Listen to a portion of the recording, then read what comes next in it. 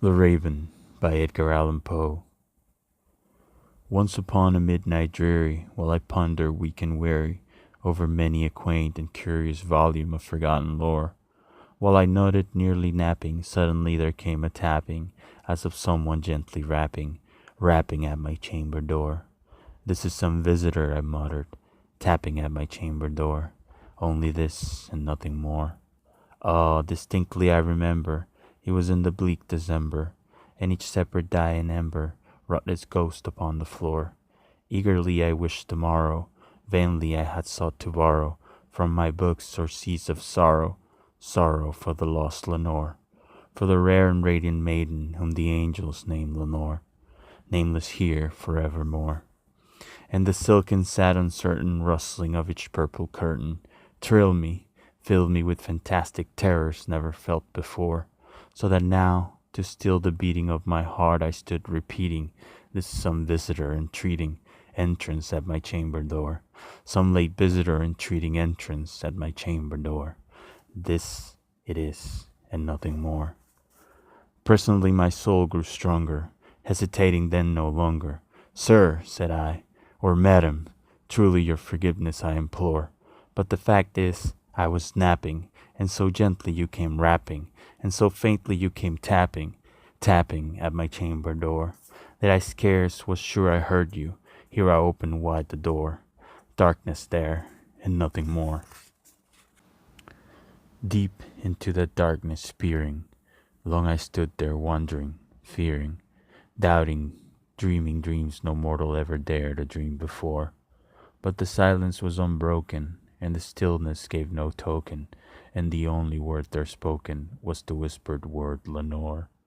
This I whispered, and an echo murmured back the word Lenore. Merely this, and nothing more. Back into the chamber turning, all my soul within me burning, soon again I heard a tapping, somewhat louder than before. "Surely," said I, "surely that is something at my window lattice. Let me see then what thereat is, and this mystery explore. Let my heart be still a moment, and this mystery explore. This is the wind, and nothing more." Open here I flung the shutter, when with many a flirt and flutter in there stepped the stately raven of the saintly days of yore. Not the least obeisance made he, not a minute stopped or stayed he, but, with mien of lord or lady, perched above my chamber door, perched upon a bust of Pallas just above my chamber door, perched, and sat, and nothing more. Then this ebony bird beguiling my sad fancy into smiling, by the grave and stern decorum of the countenance it wore. "Though thy crest be shorn and shaven, thou," I said, "art sure no craven, ghastly grim and ancient raving, wandering from the nightly shore. Tell me what thy lordly name is on the night's Plutonian shore."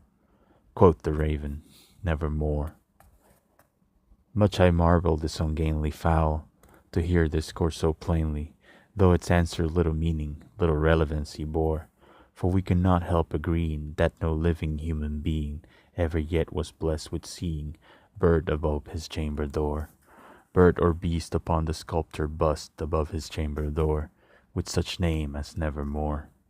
But the raven, sitting lonely on the placid bust, spoke only that one word, as if his soul in that one word he did outpour. Nothing further than he uttered, not a feather than he fluttered, till I scarcely more than muttered, "Other friends have flown before. On the morrow he will leave me, as my hopes have flown before." Then the bird said, "Nevermore." Startled at the stillness broken by reply so aptly spoken, "Doubtless," said I, "what it utters is its only stock and store, caught from some unhappy master, whom a merciful disaster followed fast and followed faster, till his song one burden bore, till the dirges of his hope that melancholy burden bore, of nevermore." But the raven still beguiling all my fancy into smiling, straight I wheeled a cushioned seat in front of bird and bust and door. Then upon the velvet sinking, I betook myself to linking fancy unto fancy, thinking what this ominous bird of yore what this grim, ungainly, ghastly, gaunt, and ominous bird of yore meant in croaking, nevermore. This I sat engaged in guessing, but no syllable expressing, to the fowl whose fiery eyes now burn into my bosom's core. This and more I sat divining, with my head at ease reclining, on the cushion's velvet lining, that the lamp light gloated over, but whose velvet violet lining with the lamp light gloating over, she shall press, nevermore. Then methought the air grew denser, perfume from an unseen censer, swung by seraphins whose footfalls tinkled on the tufted floor. Wretch, I cried, thy God had lent thee, by these angels he had sent thee, respite, respite and nepenthe from the memories of Lenore. Quaff, oh quaff this kind nepenthe, and forget this lost Lenore. Quoth the raven, nevermore.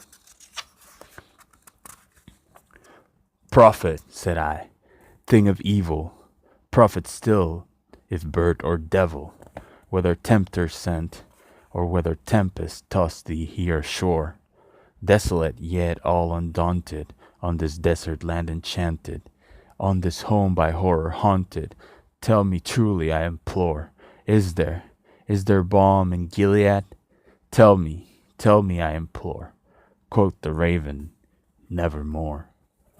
Prophet, said I, thing of evil, prophet still, if bird or devil, by that heaven that bends above us, by that God we both adore, tell this soul with sorrow laden, if within the distant Aidenn it shall clasp the sainted maiden whom the angels name Lenore, clasp the rare and radiant maiden whom the angels name Lenore.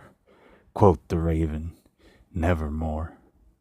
Be that word our sign in parting, bird or friend, I shriek upstarting, get thee back into the tempest and the night's Plutonian shore. Leave no black plume as a token of that lie thy soul had spoken. Leave my loneliness unbroken, quit the bust above my door. Take thy beak from out my heart, and take thy form from off my door. Quoth the raven, nevermore. And the raven, never flitting, still is sitting, on the pallid bust of Pallas just above my chamber door. And his eyes have all the seeming of a demon that is dreaming, and the lamplight over him streaming throws his shadows on the floor. And my soul from out that shadow that lies floating on the floor shall be lifted nevermore.